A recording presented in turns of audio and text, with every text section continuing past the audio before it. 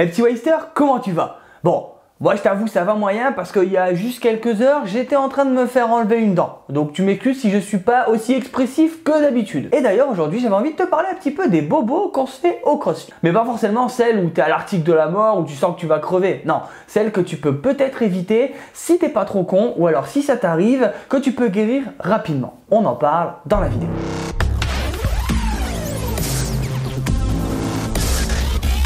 On va pas se mentir, le CrossFit c'est addictif. Et le problème, c'est que plus t'en fais, plus tu veux en faire. Et donc dès que tu dois t'arrêter, eh ben t'es grave en bad. Du coup ça t'amène des trucs un petit peu chiants du genre ouais ça va, j'ai une petite douleur, ça me lance, mais bon de toute façon ça passe quand c'est chaud. Ou alors parfois tu fais un petit mouvement et oups ça se fait une petite décharge, bon c'est pas grave. Et puis un jour tu te réveilles et là eh ben ça va pas du tout. Alors pour savoir un peu ce qui peut t'arriver quand t'as mal, parce que non t'es pas en train de muter du genre Spider-Man ou Venom, t'es juste en train de te blesser. Et ouais ma gueule. Alors en premier, les tendinites. Objectivement, c'est pas la plus grave des blessures. Mais qu'est-ce qu'elle te pète les couilles? Parce que c'est vicieux. Ça commence comme une petite douleur, genre oh ça tire un peu parce que t'as fait un mouvement un petit peu nul. Alors toi forcément t'as un petit peu mal. M'en bats les couilles. Donc tu t'en fous et tu continues à forcer. Tu continues. Et puis un jour, tu te réveilles et là tu peux peut-être presque plus bouger ton bras ou ton genou selon où tu t'es fait mal. Et ben là t'as peut-être une tendinite. Pour vérifier ça et te mettre en PLS parce que c'est le cas, ben, tu vas généralement aller voir ton médecin qui va te prescrire une écho ou une IRM et on va te dire si tu as une tendinite ou pas. Et selon ce qu'on te dit, commencer à te soigner. Le problème, c'est que pour te soigner, il n'y a pas non plus 36 solutions. Va falloir te reposer. Et ça, c'est vraiment relou. Mais si tu fais ça correctement et que ta tendinite elle est pas trop avancée, en 3-4 semaines, ça peut aller mieux. Par contre, si tu es trop con et que tu continues de t'acharner comme un débile, eh ben, tu peux avoir une tendinite chronique. Et là, c'est pas 3-4 semaines, c'est 3-4 mois. Si t'as de la chance. Ah! Alors encore une fois, réfléchis un peu et fais pas n'importe quoi. C'est tellement mauvais que ça débrille. En deuxième point, les vertèbres bloquées. Tu le sais comme moi, parfois, dans tes WOD, t'es un peu au bout de ta vie. Tu fais des mouvements et tu te rends compte que la technique, elle est pas folle, hein, parce que tu commences à être sérieusement fatigué et que ta barre, elle est quand même vachement lourde. Et oui, une barre, elle peut être vachement lourde, même avec des thrusters à 40 kg. Arrête de te moquer. Et donc à un moment, ton corps, tout comme une femme, et oui, les deux, ils n'oublient rien et ils vont trouver le moyen de te faire payer que tu les maltraites. Et là, c'est crack. T'as le dos en vrac. Et c'est à ce moment-là que tu découvres que ton héros, c'est pas forcément Superman, Batman ou Wonder Woman, mais non, des fois c'est juste un ostéo. Vraiment, on se rend pas compte de l'effet que ça peut avoir. Mais fais gaffe quand même à en choisir un bon. Parce que des fois t'as mal dans le dos, mais c'est peut-être un problème au niveau de ta cheville. On est un peu connecté chelou, mais c'est possible. Donc si t'as un ostéo qui arrive et qui te remet juste là où t'as mal et qui ira pas autre part, bah change. En 3, la périostite. Non, je suis pas en train de te parler d'un cours sur les pierres quand tu faisais de la géo. Ça c'est de la péridotite. Et non. C'est pas du tout la même chose. T'as saisi normalement que j'adore les DU. T'as pu le voir, vous m'avez bien fait morfler en faisant faire pendant mon Murph Steel.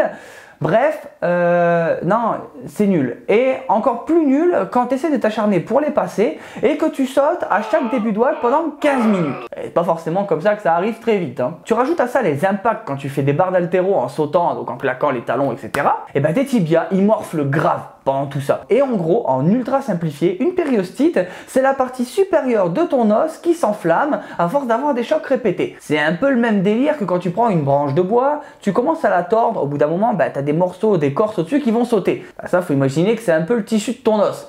Et le souci, c'est que si tu fais rien et que tu continues à tirer dessus, au bout d'un moment, ta branche, elle va casser. Et tu fais ce qu'on appelle une fracture de fatigue. Génial! Alors, quand tu sens le début des symptômes, tu peux déjà commencer à te reposer, ralentir un peu le rythme, ce qui est toujours préférable, mais aussi faire des massages, par exemple, avec une petite balle sur la zone qui te fait mal, et tu verras, ça pourra déjà réduire la douleur. T'as remarqué que ça sent le vécu. En 4, les élongations. T'as voulu faire un power clean comme un bourrin, te jeter sous ta barre comme une brute sans t'échauffer, et d'un coup, tu te relèves, et là, ouah, ça brûle de ouf. Ben ouais, tu t'es fait une petite élongation des familles, toute sympa, toute fraîche et qui te fait bien mal. Là, il n'y a pas 36 solutions, à part appliquer du froid pour arrêter la douleur et te reposer. Eh ben, tu fais ça et tu te tais, vraiment. Parce que de toute façon, si tu te rentraînes dessus, eh ben, tu peux aller jusqu'à la déchirure. Et là, c'est quand même relativement con, on est d'accord. Donc, profites-en pour travailler autre chose et éviter d'aggraver ce que tu as déjà fait. 5e point, pour une blessure que tu connais pas forcément, mais qui peut arriver avec des trucs un peu débiles. les hernies ombilicales. À la base, le nom scientifique, ça s'appelle un diastasis et c'est un peu une maladie de femme enceinte parce qu'en gros ça se passe au niveau de tes abdos qui vont se déchirer au milieu, donc ça s'appelle la ligne blanche, et qui vont laisser passer une petite partie de tes viscères avec la graisse autour et qui va te faire une petite boule. Si ça t'arrive, cette petite boule elle n'est pas forcément agréable et ça peut t'amener une pression etc. quand tu t'entraînes. Ça peut t'arriver si tu étires trop fort tes abdos sur un exercice, par exemple sur du GHD. Donc là il faut quand même faire attention si t'es pas souple, t'as pas la bonne mobilité etc. Donc évite de te faire mal pour rien. Si jamais ça t'arrive, il n'y a pas de 36 solutions parce que ça reste une déchirure un peu complexe. Donc il faut que tu ailles voir ton médecin qui va te prescrire directement une écho pour aller voir un peu l'ampleur des dégâts. Pour soigner ça, il va y avoir des manipulations peut-être et ça peut aller jusqu'à l'opération. On va te poser une petite plaque pour protéger là où ça s'est déchiré. Au niveau de ton entraînement aussi, ça va être un petit peu le bordel jusqu'à temps que ça soit réglé le problème. Donc il va pas falloir que tu portes lourd, il va falloir que tu modifies ton training pour pas aggraver la situation. Voilà. Donc quoi qu'il arrive, si ça t'arrive, va voir ton médecin et lui seul pourra te donner un bon diagnostic et surtout se dire ce qu'il faut pas faire comme connerie. Bon voilà, j'aurais pu parler des bobos un petit peu plus légers, genre que tu te défonces les mains ou alors des trucs un peu plus graves, genre les hernies discales, etc.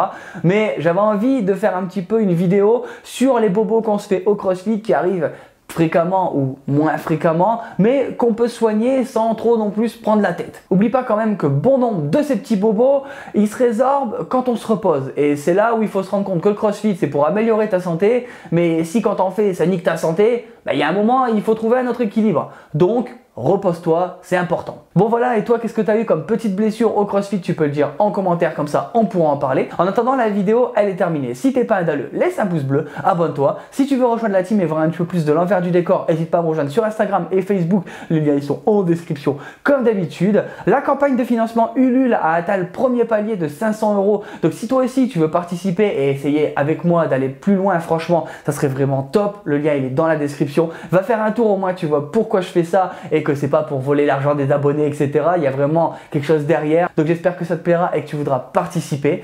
Il y a les Waist Online qui ont démarré, donc c'est pareil, tu vas sur w2st.fr, rubrique la compétition pour t'inscrire et voir les 2 WOD et envoyer ta vidéo. Et nous on se retrouve chaque mardi et vendredi pour une prochaine vidéo. Ciao ciao.